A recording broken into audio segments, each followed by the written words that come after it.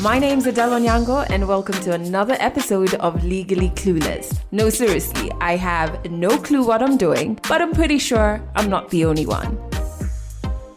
Hey you, welcome to episode 144 of Legally Clueless. Thank you for rocking with this podcast. Remember, you can join our online space on Instagram. We're at Legally Clueless Podcast. A link to that is in the show notes. And on Twitter, if you want to chit chat about the podcast, use the hashtag Legally Clueless. And it also just hit me that we do have a Facebook page. We've had a Facebook page from the very beginning, but I don't know why I always forget. Not only do I forget to share about it here, but I forget to post on it. So yeah, that needs to change. If you're on Facebook, make sure you check out our Facebook page. It's Legally Clueless. There you have it. And then make sure you check out our YouTube, which is Legally Clueless. A link to it is in the show notes. Oh my God, I should put a link to the Facebook in the I will. But back to YouTube.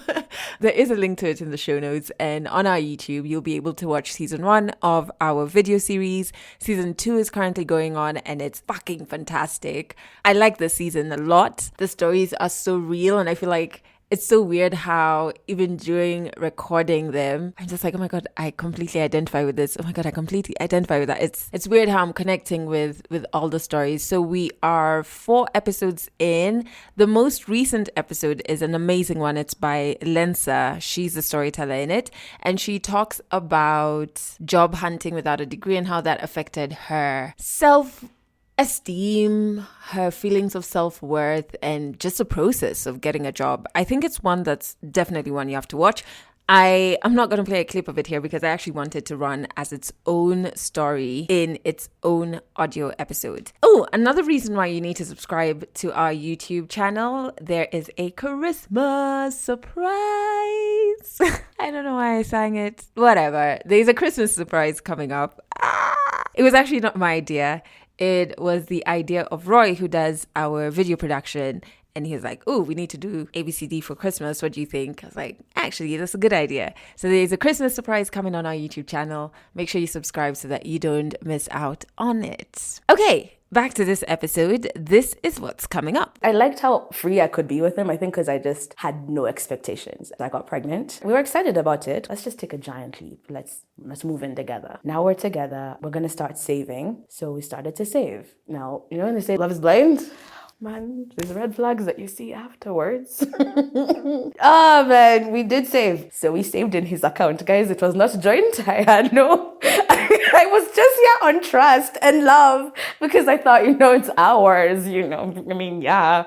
And I found out that he'd been telling his friends that he's single. The whole dad situation. He passed away in 2012. I didn't realize it then. But after that, everything I was doing was just to fill that void. It's the nurse from Aga Khan saying, Mrs. Kirago, you guys need to come because we're trying to resuscitate him. Do you know your mind goes to ER and Grey's Anatomy and just like people Meredith Grey going, clear, That's actually the story that was episode 1 of season 2 of our video series. It's a story by Ray.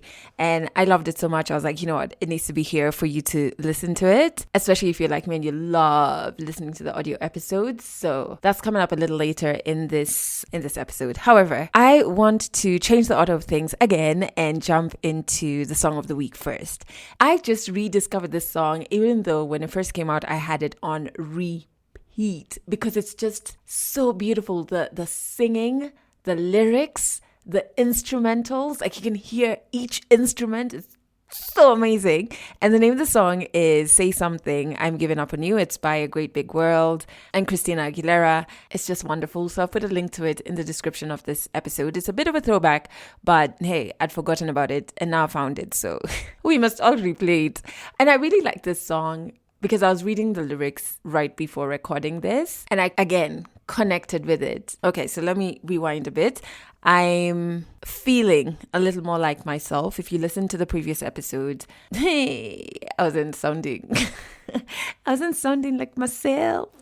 I've just been trying to navigate a new frontier of grief, I would say, that made me feel like I've made zero progress in figuring out this grief thing, which also I was like, why was I even trying to figure it out in the hopes of like overcoming it? Yeah, so I've been navigating that and a couple of other things. And so what has been very scary, but weirdly enough, very helpful, is sitting in my emotions, especially the not so comfy ones, the sadness, the grief, the feeling of loneliness, the feeling of missed memories, that emptiness. I think what I was starting to do is like run away from it, even though before I think I'd made a good attempt at trying to sit in my not so nice emotions. But of late, what I was doing for a better part of this year really is just not confronting them and trying to schedule them. I think I mentioned that as well in the previous episode, and just like approaching emotions like it's a project, which never works. Don't do it, kids. And so now what I'm trying to do is like sit in my emotions. And why I bring this up in relation to the song of the week is I think one big part I've been grappling with is just really accepting that my mom is gone. And I feel like I've lost my marbles saying this, but I think there was like a part of me that felt like she would come back. It's strange because it's been 9 years. And then with the birth of my 2 nieces and my nephew, I think I was just like, wow, if she really was going to come back, this is like the best time. And because she hasn't come back, this trick is gone, and I think it's so weird. Like saying it out loud, I'm just like, wow, you sound like you've lost your marbles. But maybe like a part of my brain did that to kind of like protect myself, just be like, oh, death is not permanent. You know what I mean? And so now I'm really confronting a new layer of just how permanent death is. And I feel like the lyrics to the song of the week are kind of like, well, for me, when I was reading them, I do. A very weird thing is, if I really like a song, I read the lyrics as though it's a poem. And this one really does feel like a poem. But it felt like that. Like I lost this person and I'm like really wanting them to just give me a sign you're there, give me a sign that you're not gone. I don't want to let go. Still something I'm navigating. I don't have the answers to it. But what I do know is helping is just like sitting in those emotions and like allowing myself to feel them before even I start dissecting them or their source, what they mean. Is just feel it. And another thing is like, I've said this so often and now I'm calling myself out on it, is I get into like crying fits of late. And what I would constantly say is this phrase of, I feel like I'm broken. And I've been saying it and I was reflecting on it and just been like, that's a bit strange, Adele, because it's saying that you shouldn't be feeling what you're feeling. You shouldn't be feeling sad or lonely or overwhelmed. And these are all very human, normal emotions to feel around things, around grief, around, other things you're navigating, not forgetting we're in a freaking pandemic, These are normal things to feel as a human. And so it doesn't mean you're broken. If anything, it means I'm whole. I'm working as I'm supposed to. I'm not a robot. And so that has been, this week, that groundbreaking restructuring of my thoughts, as my therapist says. And I'm just hoping I stop saying that phrase of, I feel like I'm broken, like as though I'm not working right. You know what I mean? I'm working just fine, as any human being would. Anyway, I just wanted to give that update. And I really hope you like the song of the week. It's quite something. It's quite there are those songs that you listen to and you just feel like super connected to. I don't know. Maybe it's just me. Maybe you listen to it and be like, what's this trash?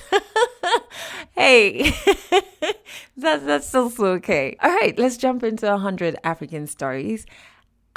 After the story, I will share exactly why I connected with this story so deep.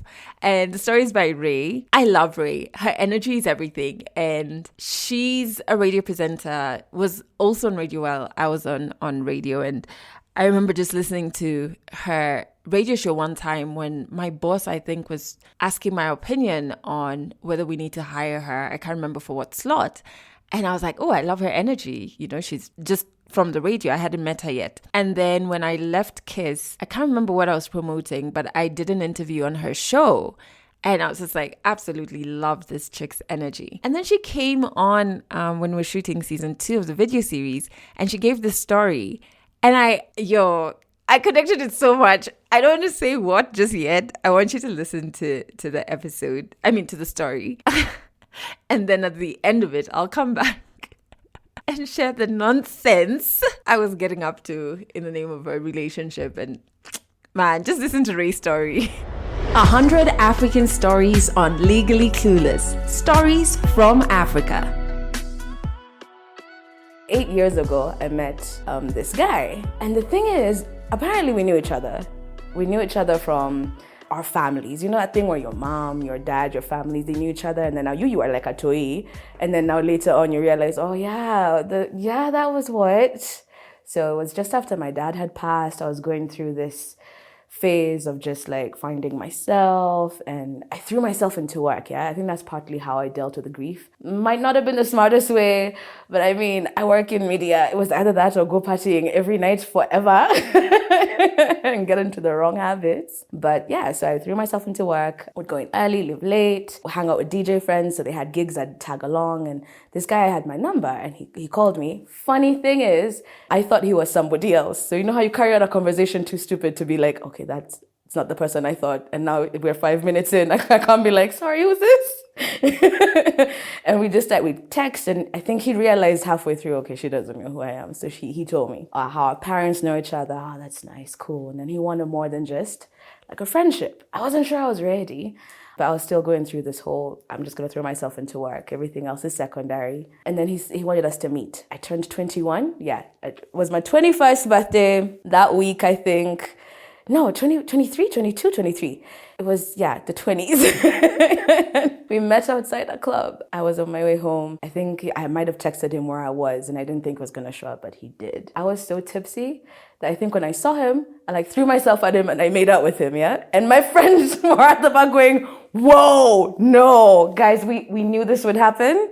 Who's supposed to be watching her? And who's this? And so I said hi. We were leaving, so we left. My friends obviously yanked me away. We went home, and he texted me that the next day saying, can I, come over for lunch? I said, yeah. My friends still think it was a stupid idea because to them, this is a guy you just met randomly outside the club. You were drunk. You made out with a stranger. He's coming to your house. Like, which movies is this you've not watched where black people don't end up alive at the end after doing this? But yeah, he came over and it was so nice. I liked how free I could be with him. I think because I just had no expectations. That must have been the first relationship when I look back where I didn't have any plans anywhere thing I was doing. I was young. I was like, let's see where this goes. Also, he was a creative. I think everyone else I dated had their future mapped out and stuff. And he was like, yeah, I like photography and film, and I do the thing and I hang out with friends, and I liked that. So having a plan was cute then. When you get older, you need plans for your life. That's not sexy anymore. Now you need solid things. But yeah, one thing I would say about us is we were on and off a lot. We were on and off so much because it only just ended at the beginning of this year. It's weird because this year does not even feel like a year. Is it me? Just we blinked and now we're in Christmas. What is this? What was 2020 even? But yeah, it was at the beginning of this year. And actually 2020 was the year of my awakening. You ever known if I've ever known rock bottom or some version of rock bottom, it's probably 2020. That's the year. Too many things happened together. I made a big move from a job I was at, lost my grandma who'd been living with us for some time. Man, that relationship decided to just go all the way left now. I mean, it had been left, but it was now just woo, okay, now this is our new direction. So yeah, this relationship was on and off for a while, a lot. It's 8 years. I think I feel ashamed to even say this, but I feel in 8 years, we might have been together for a solid maybe 4. Because you're on and off so much that really you are off more than you are on. But it had a lot of great times. We had a lot of really good times. I think the best thing that I remember the most, okay, so we used to do this thing where we would put reggae music and play it really loud, obnoxiously loud, and just dance. I'm sure all our neighbors everywhere we were at all thought these guys just rolled a big one and this is what they've been doing. I really like that we would talk about our future without, when you talk, there's a way you can talk about your future, and it's with a lot of pressure on yourself because maybe you feel you're not achieving things, and it loses it's the pizzazz. What do you actually want to achieve? like with childish glee. We used to do that all the time. We'd be like, can you imagine if like your film company grew and then like my radio thing took over and like I started to teach radio and then you were teaching film and then our grandkids, yeah, like those kinds of conversations. That's when I think I would really feel, because then it really reinforced what the picture I had in my mind, that this was forever, you know. So it was on and off, but the times when it was on, it really did feel like it was on and that was it. But I think what really happened is life, because when you're getting older, there's just reality, like little real things start to hit you. Like for instance, I got pregnant. We were excited about it because we thought, you know, it was around the time when our relationship was on. So it was like, yes, of course. I mean, also our families are like, friends, this is like smooth sailing. What? We got this. And then we started to realize just the massive differences, because my career took off a bit faster than his did now. So there was that disparity for I'm making more money than he is. He is starting to feel like maybe he's not where he wants to be. It would create a lot of, because he had a series of bad luck as well, just like with starting businesses and stuff and having them not work out. And then at the same time, watching my career grow. So I'm moving from being an entertainment news host to like, now I'm a fill-in presenter. And then now I'm got my own weekend show, and now she has a daily show somewhere. I think it threw the whole thing. And also like, I think the job we have as in media, just people just think you're happy because you are for 4 hours or 5 hours a day. You sound like awesome, right? And when someone is with you and then maybe you really are going through something and they see a different, it's like they can almost assume maybe you're faking when you're with them, like maybe you're happier when they're not with you, because then when we were off at that time, the fights, that's what it would be about almost, but you're happier without me, but we don't even have enough time for each other and stuff. And so one of the lows, actually, what I did, okay, so here's the moment for me that I just, because we would argue a lot, yeah? And then when we would not talk to each other for a long while, which I realize now is also some form of emotional abuse, I think, because like when you're with someone, yeah? You can't feel single when you're in like a relationship. I don't think that's supposed to be how you feel. So I think for me, in 2020, I thought, okay, you've had a series of bad luck with your businesses and stuff. My career is a bit more stable. How about we just join forces now? Let's just take a giant leap. Let's move in together. So I did. And we moved in together. And the plan was, now we're together. We're going to start saving so that we can eventually, because at the same time, I was going through a lot of anxiety at work and stuff. And I didn't want this job to be my only job. So I wanted to have a backup, like an actual job that I can, a business. So we started to save. Now, when they say love is blind, man, there's red flags that you see afterwards. Man, we did save. Now, Corona, the pandemic had happened. I tried the whole with my own accounts and stuff, but I think because media was laying off people, banks were very, very hesitant to like give you a backing, like a loan or something. I hadn't joined a SACCO at that time, but he had, although his account was dormant. I feel stupid saying it now. So we saved in his account, guys. It was not joint. I had no, I was just on trust and love, because I thought, it's ours, we're gonna eventually do this. But I think I just, when you live with someone, it's a lot different than when you're just dating apart, because first of all, little things get on your nerves really fast. So like just little things, little tiny things, like why do you chop the potatoes this way? I don't understand. The pan can be cleaner if you ask me. I mean, when I clean it, it's cleaner. Stuff like that, little things that should not make you feel some type of way, they do.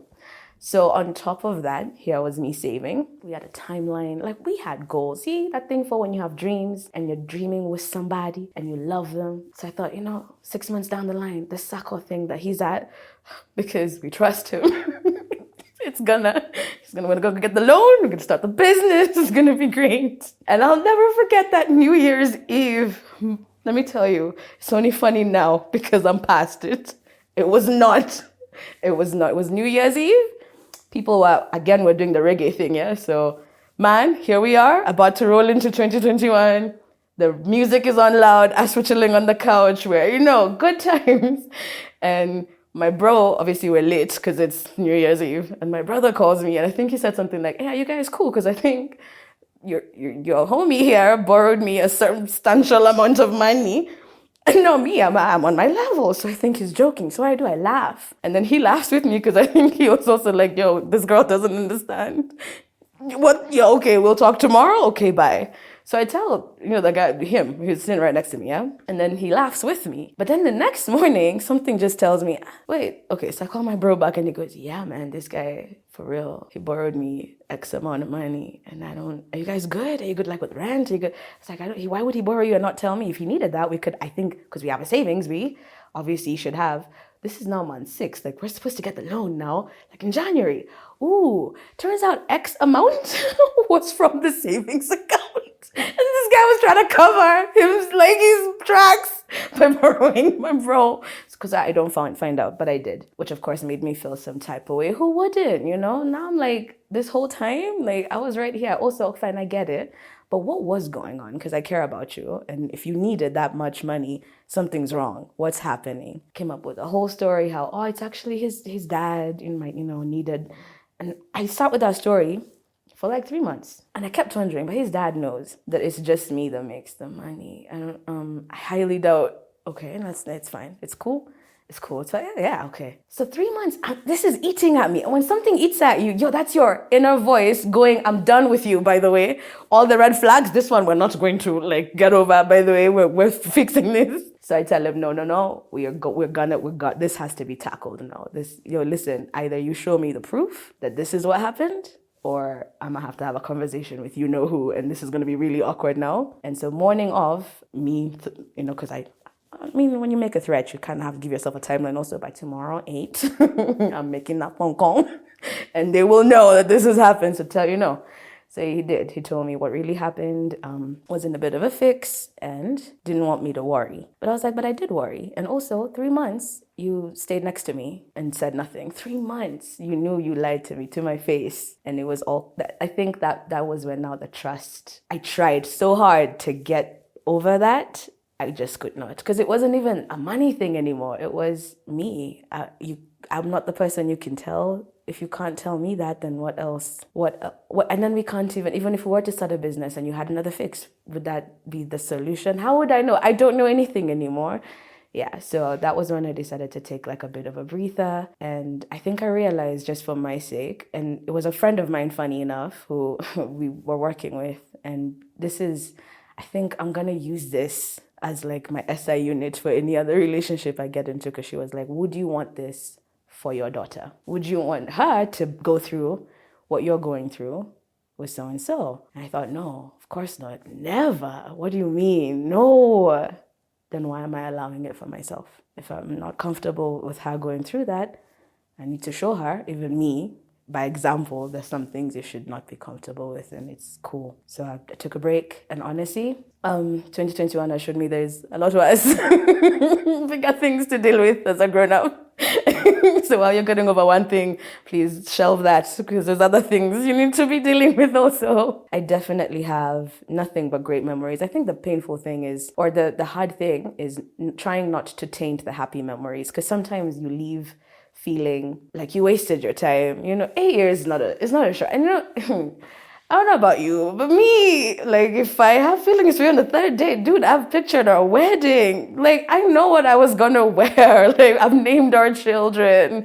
Like, it's, me, it was forever. Now, coming back from that, it's easy to feel like, man, where do I start from scratch? I don't feel like I don't want to date and go through the whole thing again. It can taint even the happy memories, because then you start to feel shortchanged. And for me, that's been the hardest thing. And what I'm trying really hard not to do is taint those happy memories, because then they were happy. And I know I'm not a fool. So if I fell in love with somebody that long, that means there's a lot of good in that person. So I'm trying to find that balance just as me. So let's just say that a few of my things are still over there. Partly because I'm not, I don't know, I'm going to be very honest with myself. I don't want to be the person that says, I'm just going to go pick up my stuff, and then the morning after, there you are. You went to pick up your stuff and you're still there.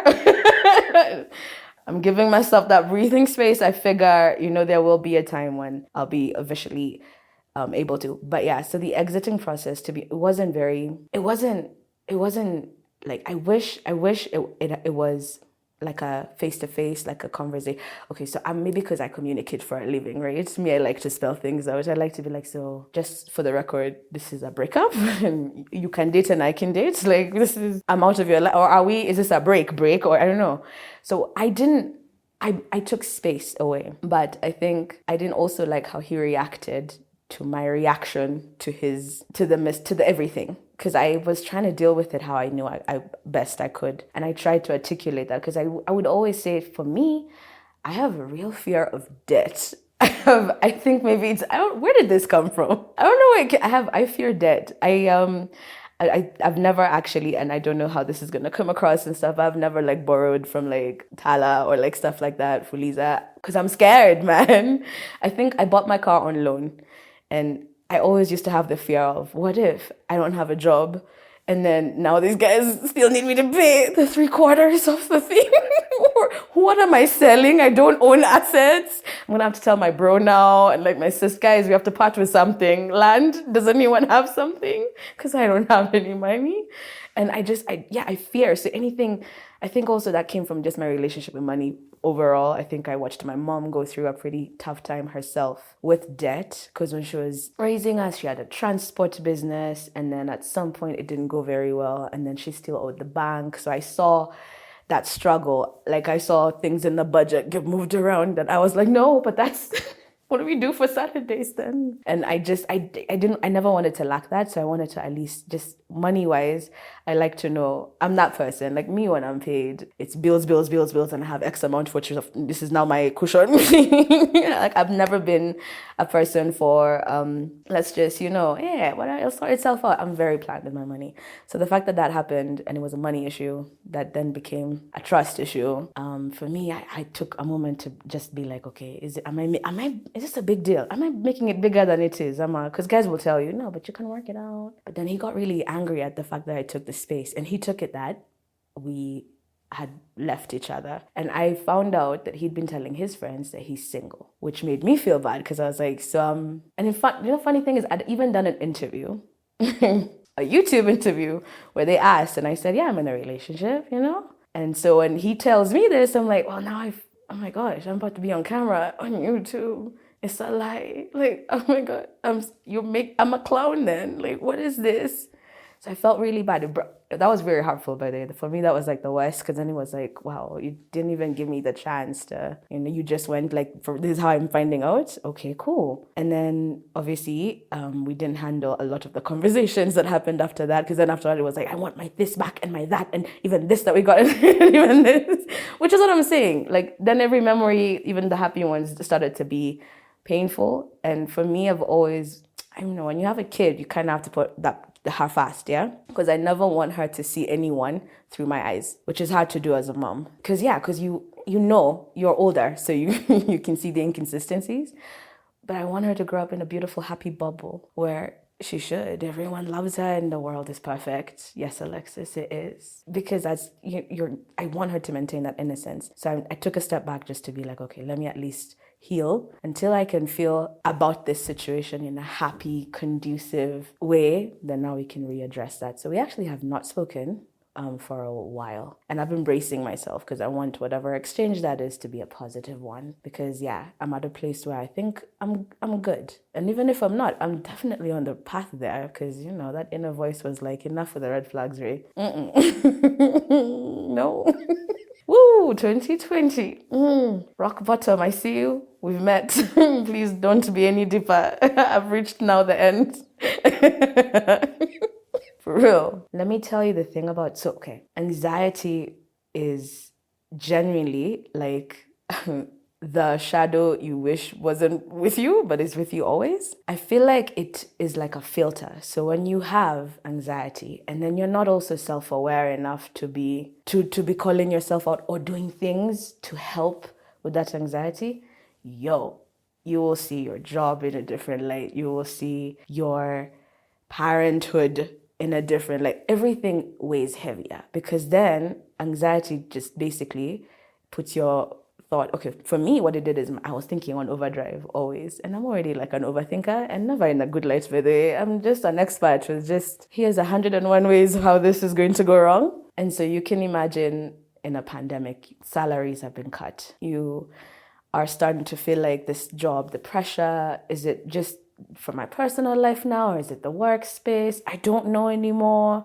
But it just feels too much. And then the fact that you have to be happy. 5 hours, you gotta figure out a way to still be Ray Kirago when that mic goes on. It was very hard. And now in the relationship, I feel like with my overthinking, every little thing, especially now after that last red flag, was I can't everything. You said you're gonna be here at 5. It's 6:30. I knew it. I knew it.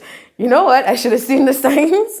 It's definitely the gal from like his shoot or something. Like I know that's where he's at, you know. Or also I can text you and you won't text back, but your WhatsApp is like you're being online, last seen at 2 p.m. and I called you at 11. What is this? Come on now. It became little things, and I feel like we also react differently as people. And I think when you're with anxiety, everything is so like everything is you, because it's in your head. You don't stop to think, but how is it affecting him? Or how is he dealing with it? Because he's not a communicator like me, or was not a communicator like me. So he'd fully pull back and was apparently okay with that. Me, I would, but only to spite you. Only so I can show you that I can, even me, by the way, I don't need you, when it's not necessarily true. So yeah, it manifested in me just honestly overthinking. And I feel like when you overthink, sometimes you want to validate your fears. So what you do is you open up to people. And then what you do is you end up then sharing some issues that aren't really yours to share to people who then might have an influence, like my family. And I thought I was doing the right thing at the time, because your family's supposed to have your back. But then at the end of the day, you realize if you paint whoever you're with in a certain light, you can't unpaint them later, because then your family will already be like, yeah, but but you said, which I think is something, again, if you don't heal from some things, that's just how you'll react. It'll just be how you react. Yeah, so it really did. And I wish I knew that better. I did, because I finally started therapy now. And the best thing I took away from like therapy, first of all, shout out to ConvoCare. Can I plug them? Shout out to ConvoCare. They are on Instagram at convo.care. It's a really nice young therapist. Her name is Daisy. And she makes her therapy sessions very affordable, because she knows how expensive it is for young people. And I liked how informal our sessions are, because first this is the first time I've ever been to therapy. I thought, I'm going to go there and then she better have the answers to everything, because I kind of need to heal from a lot. And we did. We dug so deep in therapy that I realized, it's really you shifting the focus within yourself. But that takes time. It takes time. And the best thing to do is just be kind to yourself. Like, just allow yourself that time. And look at yourself as if you are someone else. And whether or not you'd expect that someone to be over it or over whatever this is as quickly as you're thinking you will, And then you'll also understand that you're right to react how you react, because you are you. And you just have to accept that, and then I'll slowly work through that process. And I've been on that journey just trying to figure out other things from my past that I feel like I hadn't healed from. Yes, there was the whole dad situation. He passed away in 2012. I think I didn't realize it then, but after that, everything I was doing was just to fill that void, even without me thinking that's what I was doing. And of course, I allowed myself to cry. We'd cry all the time. I had a nice, strong circle of friends. My mom never left my side. I never left hers also. In fact, I moved back home after my dad died to just like me and my mom and we've been together ever since. We're like ride or die now, and I really think she would ever let me leave. I'm not complaining. But yeah. It's just that after that, I dumped myself into work, which helped, because then my career grew quite quickly after that, I think. Because then it was like, now I was really involving myself everywhere, because I just didn't want to have spaces of time where I realized just what I'd lost. My dad and I were super, super, super close. Like, as close as like your best friend. My dad used to do this thing where he wrote emails more than he texted. I don't know what it is that was Gmail like paying him to like, because I would who opens Gmail to find, kwanza in uni, unless you're like sending assignments, there's no way. And I'd open and find things like, hey, how you doing? How you doing today? Do you have plans tomorrow? I have a phone, Dad. Do you have like my number? What? But we used to do it all the time until it became a thing where I was about to graduate. It was the end of 2012, right before he passed away. And I think I emailed him. I made a joke like, by the way, Dad, they wouldn't give you a refund, so please just pay exact this time, because he used to be like round off the fees. And I'm like, if you round off, they're just gonna eat it now, because now this is my last year. After you pay for the gown and everything. So he paid to the letter like 0.16, whatever that amount was. And then we made a joke about how, hey, now, because I was in uni living, I was working at the same time, but I was only an intern, so I was on an allowance, yeah? So he was my sponyo, my dad, half the time. And he made a joke and said after he paid, he's like, so also just know the boarding facilities are over. I don't intend on paying for rent after uni, because what was this for? Get a real job, maybe? And then, so we were fine. And I even used to tell him, before he died, we wanted to go on a trip. We used to go camping. My siblings were not like super interested in things that didn't involve hotels and things. But me and him were outdoors people, which is funny because I hate spiders and bugs. And that Christmas, I told him I wanted to go see all our family. Because you know how your dad, always a cousin sprouts out of, you don't know Nanny? This one from... I was like, Dad, enough. I'm old enough now. Let's just go meet all these people, and I'll take my allowance savings and we'll go and buy shopping. Let's make a thing. Like, it's Christmas. So I didn't know this. I said it in passing, but he had actually called all his family, like his sisters, my aunties. Can you imagine? Booked out like all of December, like the dates, and I had taken leave. And he had like timed it. Okay, this 2 weeks is what we're going to do. And then right before he fell sick. Yeah, like right before I came home, it was the most trivial thing. He just had like a skin allergy to a drug. And then we went, me, him, and my sister to Aga Khan to get him checked. And lo and behold, he decides, I think it's easier if I just get admitted. At this point, I'm thinking, does he know something we don't? What do you mean? You just get your drugs, Dad, and we just go home. Stop this overreacting to things. But he got admitted, and he was there for 3 days, and he was so much better on the third day. We got there in the morning. The last text I sent him was, I think my mom got there before us, and she was like, we can't find him. So I texted him, hey Dad, the guys are looking for you. Where are you? And he texted back, I'm at my bed. Last text message I got from my dad. But we went and saw him. He was great. Come home thinking the next day he's going to get discharged. He's going to come home. We get a call at midnight, and I was home. I'll never forget that night because I was home with my mom. And it was me, my mom, my sister. I couldn't drive. I didn't have my license. My sister couldn't drive either, no license. My mom gets a phone call, and then we just hear her scream. And I think she threw her phone. Why did she throw her phone? I don't understand. Why? Okay, but she screamed through. So I'm coming, and she's like, where's the phone? Where's the phone? So we find it. It's the nurse from Aga Khan saying, Mrs. Kirago, you guys need to come because we're trying to resuscitate him. Do you know your mind goes to ER and Grey's Anatomy and just like people Meredith Grey going, clear, And what? So mom is like, okay, like, she's in her nightdress. I don't even think she gave a damn. Entered the car. We live in Kasukari. Aga Khan is like in Timbuktu. I didn't feel no bumps. I didn't feel any curves. That car flew. I think we glided. We found ourselves there, and they did the thing that they do in movies. Everything played out how you just, the doctor comes out. First we were put in a room. I think my mind just refused to accept it. And I was like, it's just a room because it's at night, because you can't just be out here in the hallway. And then the nurse came in, and my mom was me. My brother-in-law had come, my sister's husband, because he's a doctor. And my mom like dropped to her knees and like hugged onto like Daniel, that's his name, his legs, and held on so tight. And the doctor hadn't even spoken. I don't know if it's like third sense.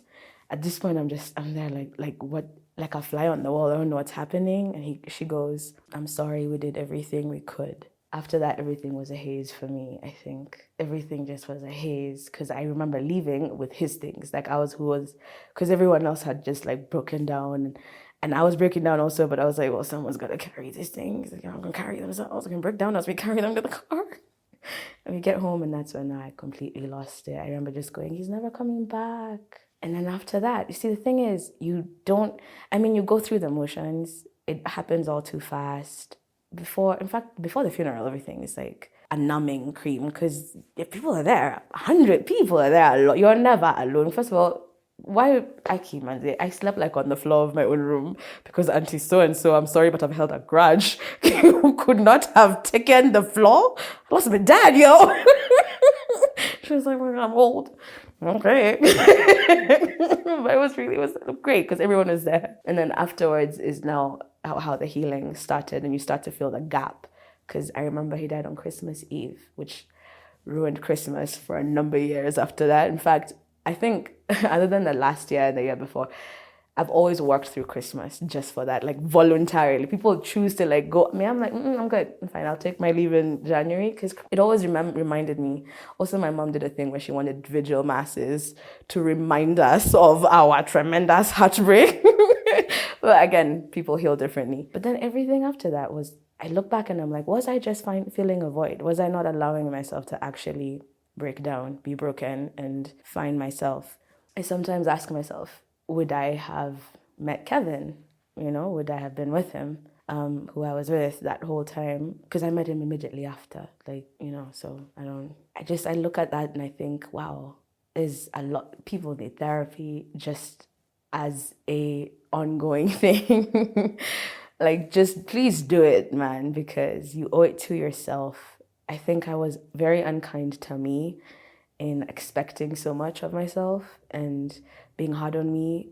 Even at work, I put so much, I think there was pressure, yes, but a lot more from me, because I've always felt like I'm so good at telling myself I'm not good enough for things. I'm like, but who listens to me though? Like, I'm just Ray, I don't know. And then even my relationships, the same thing. Maybe I worked so hard because I didn't want to feel alone. I didn't want to start the process. I didn't think I could find someone. Sometimes I still feel like maybe I won't, but then I tell myself, that's just my anxiety speaking and overthinking. And even if I don't, so what? Like, I have a whole child and an amazing life and so many things I'm going to do with it. Yeah, that's been a really big process, but it has played into everything and the healing continues. I'm just grateful that now I know to be kind to myself. And to be kind to myself has helped me be like more gracious about how I react to my reactions. Like, I don't now go like, oh, but then this happened to me. And I'm like, no, but actually, yeah, you felt that. Okay, cool. We're here now. We can't go back and unfeel or unreact or unsay. So we move forward and we see how best to deal with this. And honestly, day at a time, yo.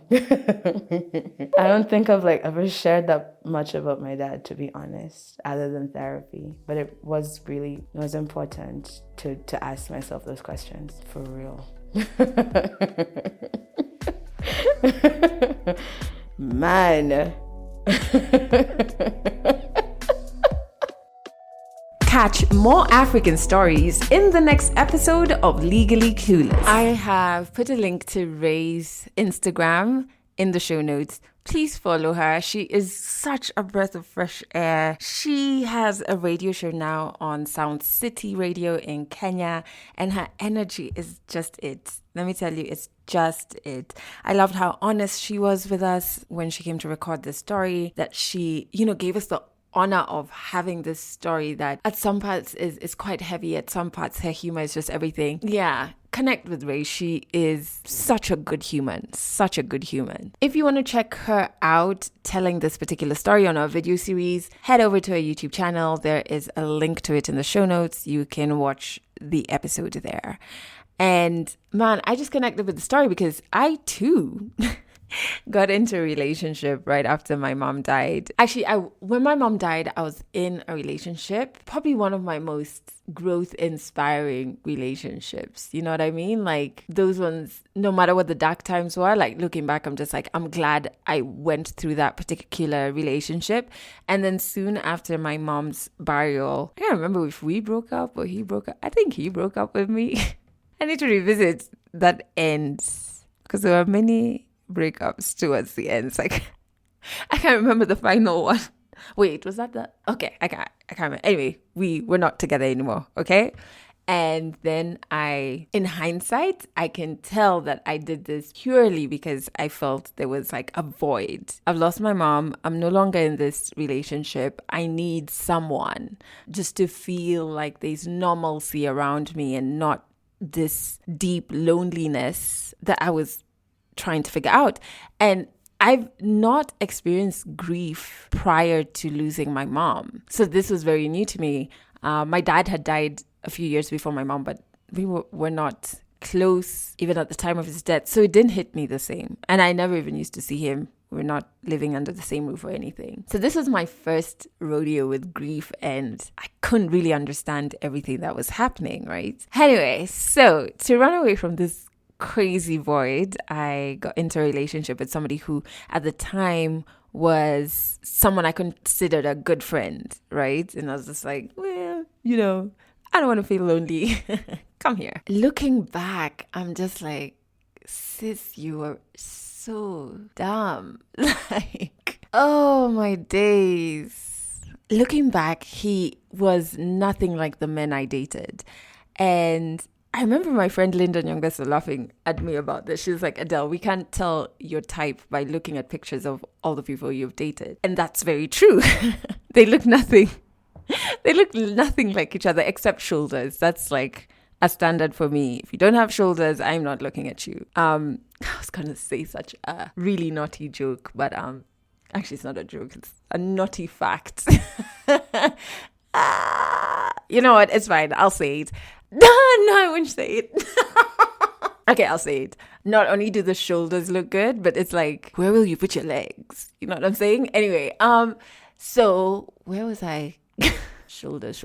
Oh yes, so he was nothing like the men I dated. Even though they all don't look the same, I've realized that the one thing they all have is a very kind spirit. I've realized that's very important to me to have, and it was probably happening subconsciously, but somebody who is kind, giving to those in need, volunteering, helping, will try and help a stranger, as risky as that is in Nairobi, will go out of their way to kind of like lessen somebody's burden, whether they know this person or not. And I've realized that's kind of like there in the people that I've dated, except this particular person. They were all trying to change the world somehow.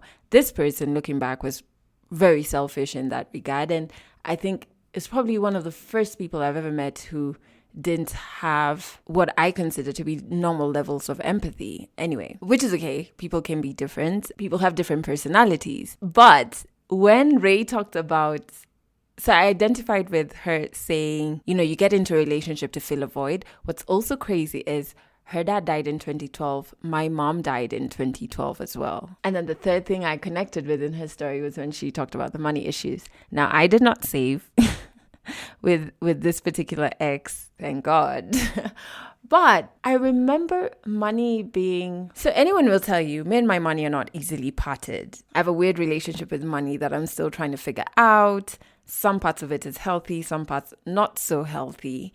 But one part that is for sure is that I don't... First, even like lending money, I can count on one hand the people that I would readily lend money and not even like think about it. Like, I don't want you to pay me back. Like, I genuinely care about you. Whatever it is, let's fix this, So that's one. But I think the red flag that woke me up in this relationship, I don't know why I'm dancing around this situation, but this individual quit his job to go back to school. No problem. We're all trying to advance in life, right? But also, this was a decision that was taken without speaking to me about it. But whatever, we're not married, whatever.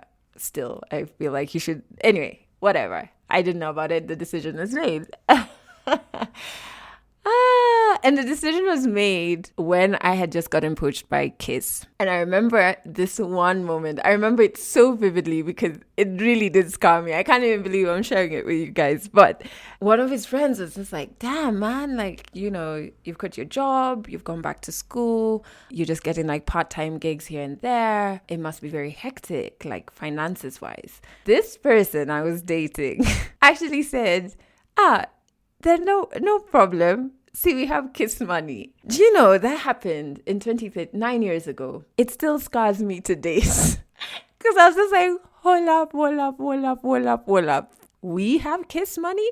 First, I've just gotten into the game. I don't know what Kiss money you think there is when you're just starting out. Secondly, you made the decision by yourself. What was your plan? Oh, wait, your plan was Kiss money. Ooh. And then the ease with which it was said, I was just like, hey. And like, he said it and he's joking, but those awkward laughs, so you're just like, ha, this is not funny, ha.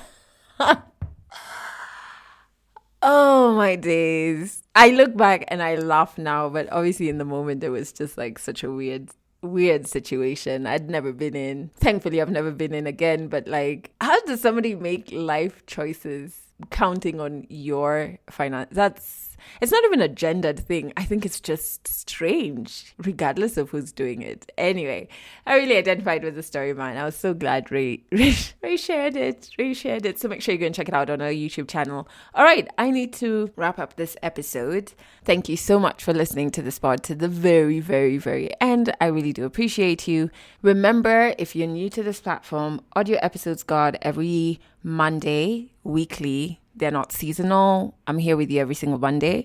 And our video series, we're in season 2. New episodes on that go out every single Friday until we're done with the season. And you can check that out on our YouTube channel. This podcast also plays on Trace Radio in Kenya. So make sure you go to www.traceradio.co.ke to check out a list of the frequencies that you can catch Trace on around the country, especially if you're going to be traveling this festive season. And you can also stream the podcast there. So it plays on Trace every Monday and Wednesday at 12 noon and 11 p.m. and every Friday at 12 noon. All right. I bid you adieu. I don't know why I say that. I wish you such a beautiful week. If, like me, you're navigating some weird emotions, don't run away from them. Sit in them for a bit. Allow yourself to feel, because that's when the healing can really start. That's it for this episode of Legally Clueless. You can share this podcast with your friends. You can keep it for yourself. I'm not judging. Just make sure you're here next week for the next episode.